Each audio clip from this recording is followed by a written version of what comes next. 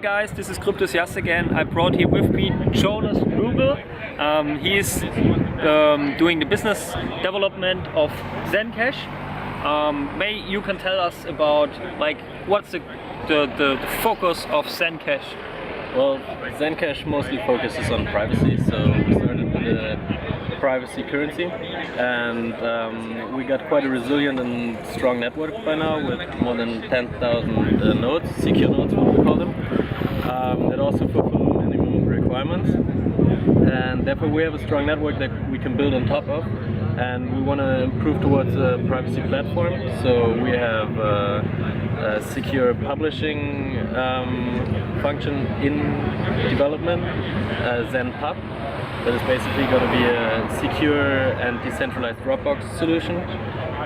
We have a messaging function included in our wallets already, ZenChat, and also we have domain fronting, which is a censorship circumvention technique that lets people from countries like China, Turkey, and other countries access Zen. Without a VPN, right? Without what? Sorry? Without a VPN. Exactly. Okay. So it's built into the wallet. Oh, cool. Interesting features.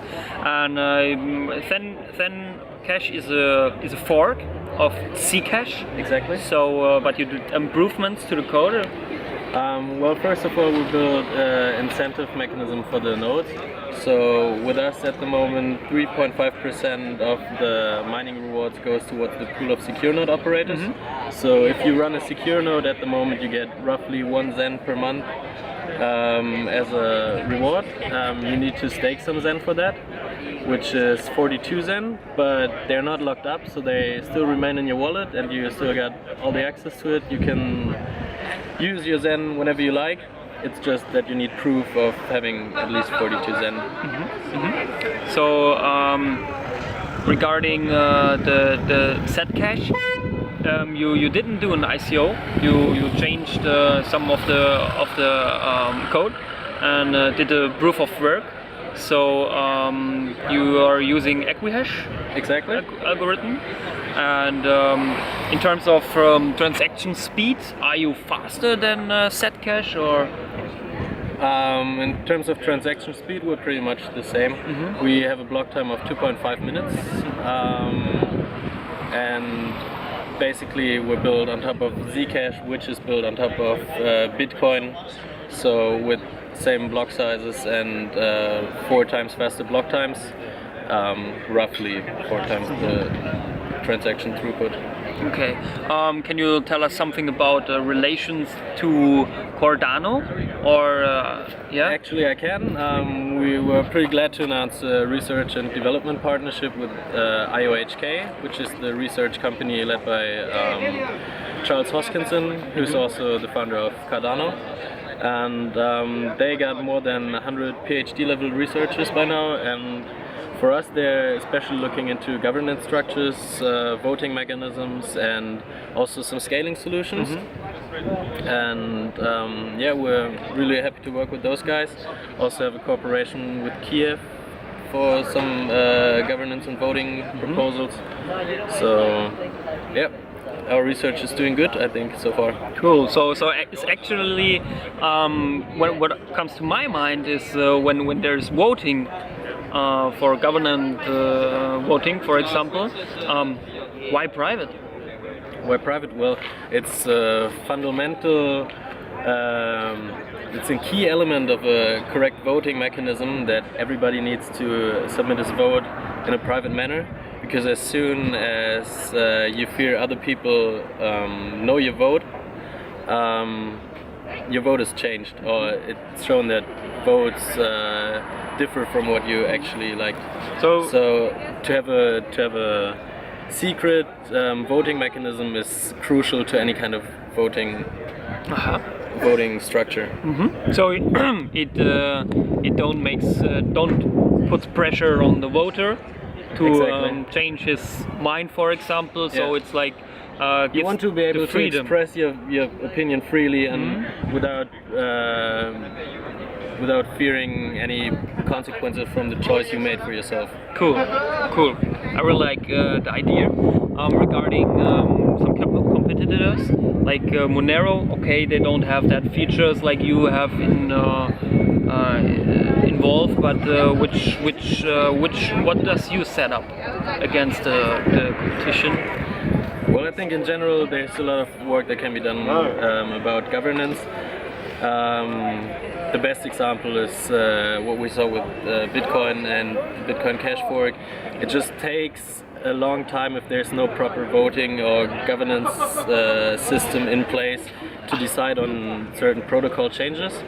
And that's why we're aiming to have a nice governance structure and a voting mechanism to solve this consensus problem whenever there are changes made to the protocol. Cool.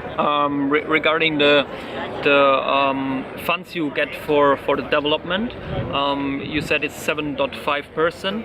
8.5% that goes to the treasury at the moment, and we already announced that, so I can gladly talk about it. We increased the cut of the miners' reward, and we're going to introduce by 1st of July a second node class, the super nodes, which have even higher requirements, and then we can move the whole secure node tracking process on chain, where this is currently running off chain.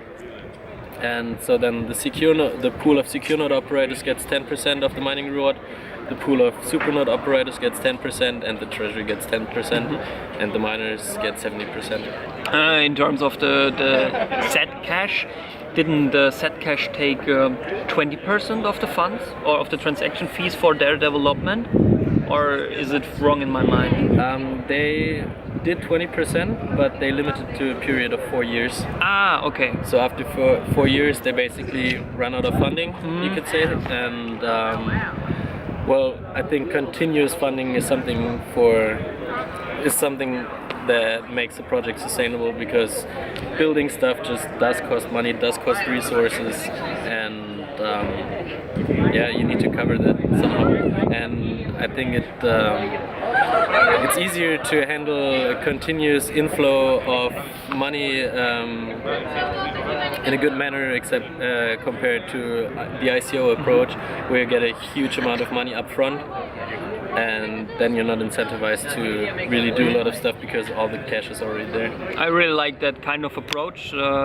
These days are often not often, but more than before, seeing some projects which are doing the classical approach, like proof of work and maybe pre-mineable or something, and not the ICO stuff taking like 50 million for a project where you don't have a proper white paper. Exactly. And also the pre-mine thing is happening quite often by now, that the first million coins are mined before actually the protocol really goes online. And that's something we didn't do. We just started with 0 coins, launched the network, and everybody got to mine his first coins himself, basically. Cool. So it's more of a grassroots movement. Cool, I like that. Similar to Bitcoin movement in the beginning, so Exactly. I like it. I like the idea of privacy coin. So I will do further research regarding this project. And yeah, thanks for joining the interview. Thank you. It was a pleasure. And thanks. Bye bye, guys. You're very welcome. Welcome. Bye, guys. If you like the video, make sure you hit the subscribe button, as well as check out my Facebook page, where I announce when I interview a blockchain expert and give you the opportunity to ask them your questions. Bye bye, your cryptociast.